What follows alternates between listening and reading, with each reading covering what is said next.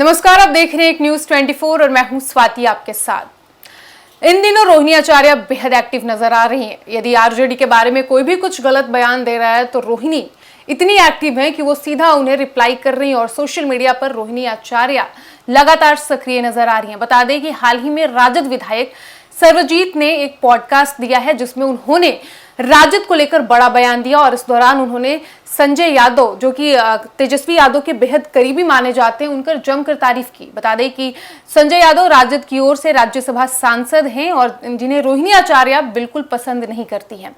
और सर्वजीत ने पॉडकास्ट में अपने बयान में कहा कि राजद लठैतों वाली पार्टी थी जिसको संजय यादव ने हाईटेक यानी हाई टेक्नोलॉजी वाली पार्टी बना दी है।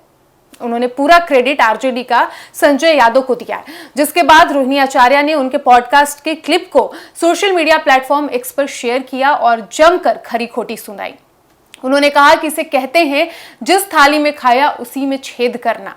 लालू यादव गरीब, वंचित और शोषित लोगों के नेता हैं। उन्होंने कभी भी लठैतों वाली पार्टी नहीं बनाई है और आज जो राजद के विधायक है वही अपनी पार्टी को कह रहे हैं लठैतों वाली पार्टी। साथ ही उन्होंने संजय यादव पर भी जमकर निशाना साधा। उन्होंने कहा कि अगर आपको लगता है कि संजय यादव इतने काबिल हैं और आज राजद जिस भी मुकाम पर है वो संजय यादव की वजह से है, तो अगर इतनी काबिलियत है तो वो अपनी खुद की पार्टी क्यों नहीं बना लेते? अपना काबिलियत उनको वहां आजमाना चाहिए। आपको बता दें कि रोहिणी आचार्य लोकसभा का चुनाव 2024 लोकसभा का चुनाव लड़ी थी, हालांकि चुनाव वो हार गई थी।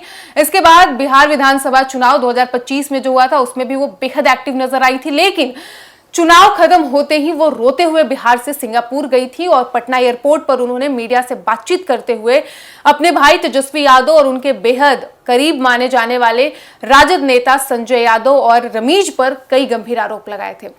रोहिणी आचार्य ने यहां तक कह दिया था कि उनके अपने ही घर में उन पर चप्पल उठाया गया और उन्हें घर से निकाल दिया गया। उन्होंने कहा कि आज राजद की जो स्थिति है, जिस तरीके से वो चुनाव में पिछड़ते जा रही है, उनकी पार्टी आज जिस कगार पे पहुंची है, इसके लिए केवल संजय यादव जिम्मेदार हैं। उन्होंने कहा कि आज राजद की इतनी बुरी स्थिति कर दी गई है और इसके बावजूद कुछ लोगों को इतना तवज्जो दिया जा रहा है। वहीं जब सर्वजीत कुमार द्वारा जब ये पॉडकास्ट में संजय यादव की तारीफ की जाती है, जिस पर रोहिणी भड़क जाती है और उन्होंने कहा कि लालू यादव ने हमेशा गरीबों के लिए काम किया है, उन्होंने बिहार में काम किया है, विकास के लिए काम किया और उनके पार्टी को इस तरीके से संबोधित करना बेहद दुर्भाग्यपूर्ण है। ऐसे लोग जो जिस थाली में खाते हैं उसी में छेद करते हैं। आपको बता दें कि रोहिणी अपने परिवार से भी नाराज चल रही है। अभी हाल ही में उनके पिता लालू यादव अपने रूटीन चेकअप के लिए रोहिणी आचार्य के पास पहुंचे थे, सिंगापुर गए थे और लगभग एक सप्ताह उनके साथ उन्होंने समय बिताया। उसके बाद वो बिहार लौट आए और रोहिणी आचार्य ने पल पल का अपडेट सोशल मीडिया के जरिए दिया और उन्होंने बताया कि वो कितनी खुश है जब उनके पिता उनके पास आते हैं तो उन्हें कितना